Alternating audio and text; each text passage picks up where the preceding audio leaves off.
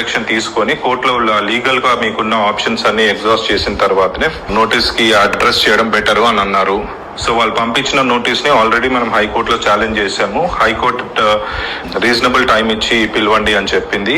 దాని మీద కూడా మళ్ళీ సుప్రీంకోర్టులో నడుస్తా ఉంది. అది కాకుండా యాంటిసిపేటరీ బెయిల్ పిటిషన్ కూడా పెట్టున్నాము, where we have clearly told that I will more than willing to cooperate with the investigation. So it's just that I'm waiting to clear the legal, get some legal clarity before I can come there and attend. So ఇది నా legal positioning అండి, where I stand right now. ఇంకా తర్వాత వస్తే విజయసాయి రెడ్డి అనే వ్యక్తి నిన్న మాట్లాడిన మాటలు దాని గురించి కౌంటర్ ఇవ్వాలి అనే ఉద్దేశం కూడా ఉండింది. But all I want to say right now, ఆ మనిషి ఒక బట్టెబాజ్ మనిషి.